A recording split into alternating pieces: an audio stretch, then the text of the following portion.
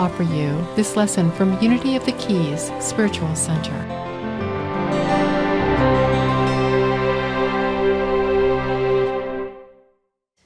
There is a prophet by the name of Hafiz. Is anyone familiar with the poetry of Hafiz? Yes.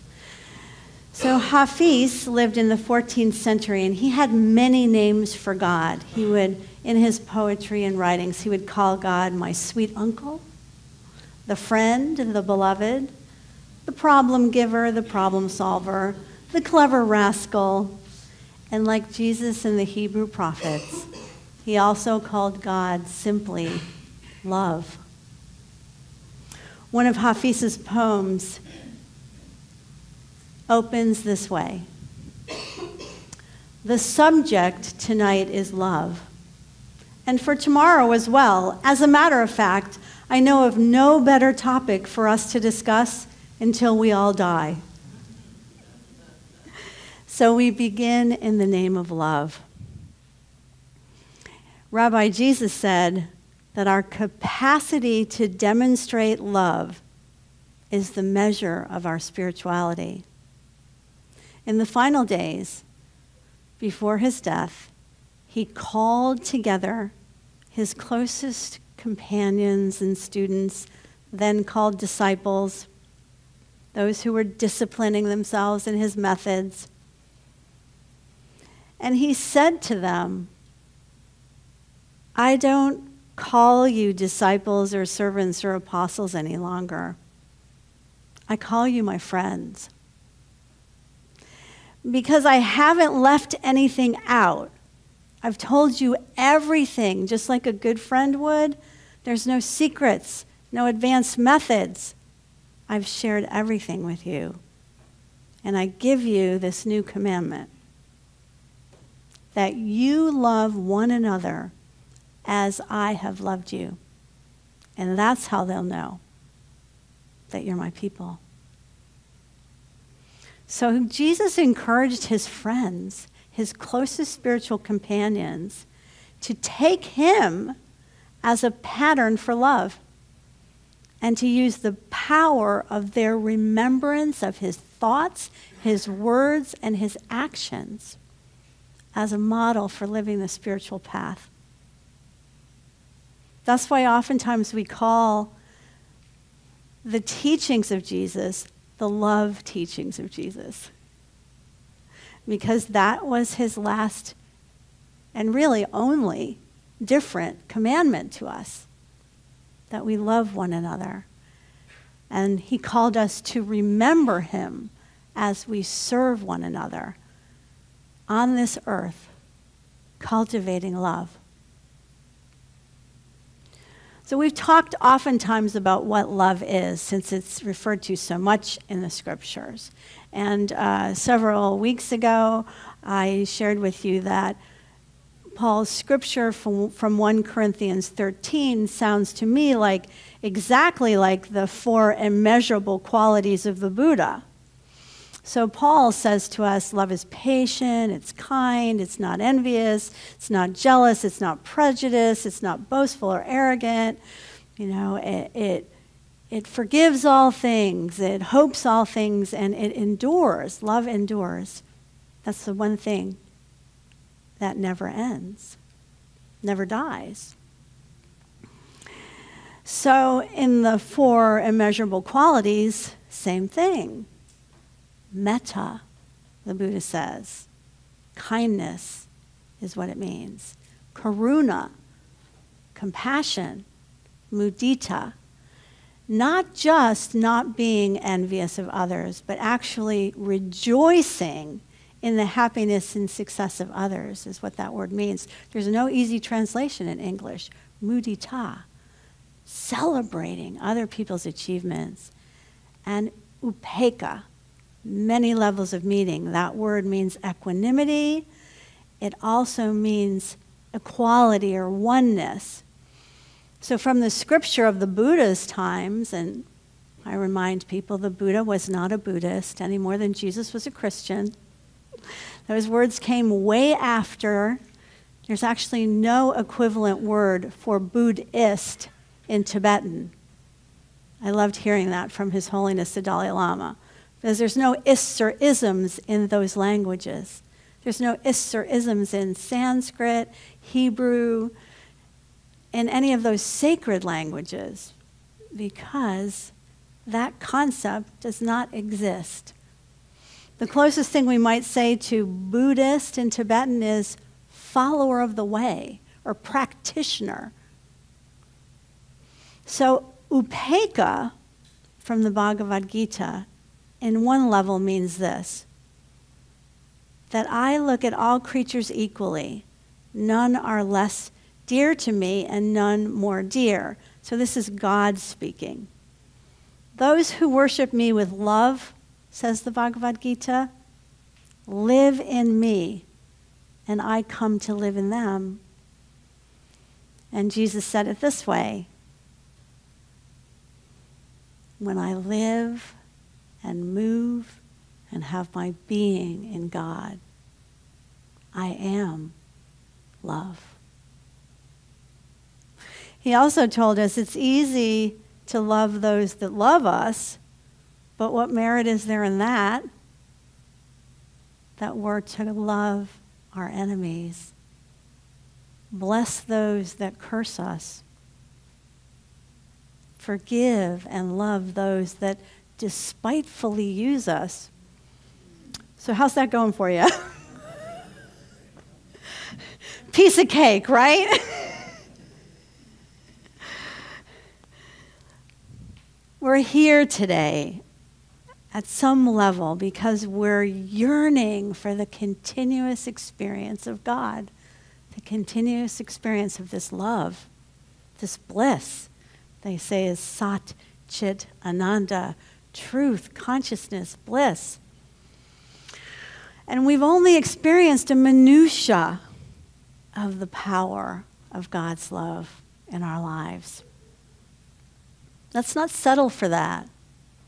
Let's go for the full-orbed power of love. Love is not an emotion. It's an attainment. It's a unification of consciousness to see God in all things and to be the love of God in action, to live and to move and to have our very being in love. I think one of the really good testaments, the how-tos to love, is this top 10 commandments called the Paradoxical Commandments. You may have seen them floating around the internet. I love it because people attribute these paradoxical commandments to Mother Teresa, but actually they were written by Kent Keith in 1968 as a booklet for how to be a good student leader. So let me read them to you if you have not heard them before, and even if you had, this is a refresher course. The Paradoxical Commandments. People are illogical, unreasonable, and self-centered. Love them anyway. If you do good, people will accuse you of selfish or ulterior motives. Do good anyway. If you're successful, you'll win false friends and true enemies. Succeed anyway. The good you do today will be forgotten tomorrow. Do good anyway. Honesty and frankness make you vulnerable. Be honest and frank anyway. The biggest men and women with the biggest visions can be shot down by the smallest men and women with the smallest minds. Think big anyway. People favor underdogs but follow only top dogs. Fight for a few underdogs anyway. What you spend years building may be destroyed overnight. Build anyway. People really need help, but they may attack you if you try to help them. Help people anyway. Give the world the best you have and you'll get kicked in the teeth. Give the world the best you have anyway. And people attach all kinds of things onto this top 10 list here.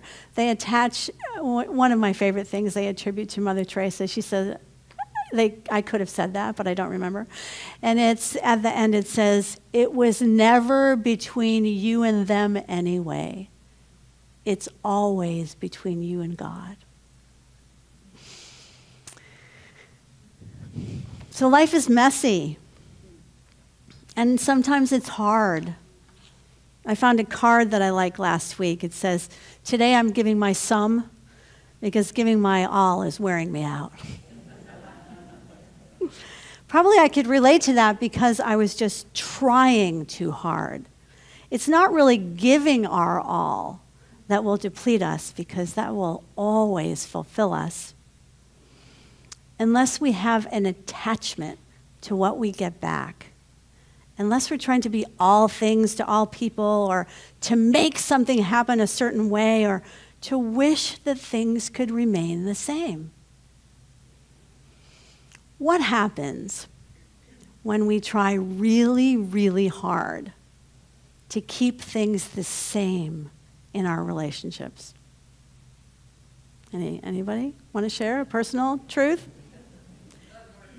They become very trying relationships, don't they? Very trying. Because relationships change and grow as people do. Life is change. We say to young people, stay as sweet as you are. You know, when they're on this love euphoria, they've fallen in love. But really the only hope for them is if they rise in love. Eric Butterworth used to say, you better not stay as sweet as you are, or you'll rot and fall apart. Healthy relationships and healthy communities require a constant reflowering, a reseeding, a dormant period where you might feel completely empty, or worse than that, like it's a death. It requires watering, waiting, new plantings, and even what appears to be death before a rebirth. A committed relationship can die and be reborn. St. Paul used to say, I die daily. Right? When you're working the spiritual path, that's just grist for the mill. It's not the way we think it is. It's the way it is. You may be comforted to know that even Jesus complained about it. In Mark 9:14-29, when he was healing an epileptic child, and his spiritual companions, his closest disciples, couldn't seem to get it. He said, how much longer am I going to have to put up with you? He called them the faithless generation. But he didn't give up on them. He stood by them. He believed in them. He believes in us still. He knew then, as we are beginning to know now, greater things will we do. In love, in life, and in our own unique potential. I think it was about 20 years ago I first heard about the Iceman. And like many people, thought the guy was just a nut. I don't know how many of you know about the Iceman, but you know, he's been on 60 Minutes, and he was actually at my Qigong retreat one time where he demonstrated that he could be submerged in freezing temperature that would kill most of us, and that he could regulate his temperature. He's demonstrated that he could jog up, you know, Mount Everest in shorts. And he's an amazing human being who now people are beginning to realize has tapped into something very beautiful, like the monks who learn how to dry their sheets in freezing cold in Tibet to prove they're more than a body, that they have this energy, this heat, this chi, this shakti, that they can survive. Tapping into this is for him the deepest spiritual practice of his life, that he is just trying to share with the world that you too have this potential and so much more. It's interesting how 20, 30 years ago, we seeded ideas that at the time we thought were just completely crazy. Or many people thought they were completely crazy. Maybe it wasn't us. But now, they're just part of our ordinary, everyday life. Life is change. And the search for security in anything outside our own hearts is an illusion. Only love lasts. We're told faith, hope, and love abide in these three. But the greatest, the greatest of these is love. Because why? It's the only thing that never ends, that cannot fail, that does not die. So whatever you do it in love. As you think a thought, check it with a reflection. Is there love in it?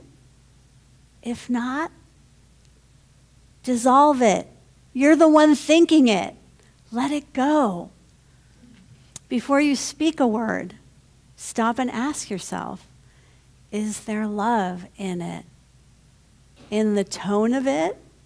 In the phrase of it? In the delivery? On all levels.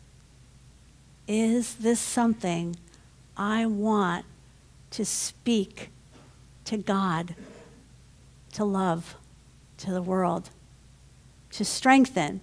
The kahunas say, don't even think about anything you don't want to strengthen, and bless everything you do with your words, with your thoughts, with your actions. Whatever is going on in your life, whether it is a time of monumental suffering, like many of our friends in California and all over the world who are going through massive destruction of their lives, or whether it's a time of smooth sailing, prosperity, and easy living, the question still is, how much love are you generating? How much love are you, as one unit of love, bringing into this world? We all live in the heart of God.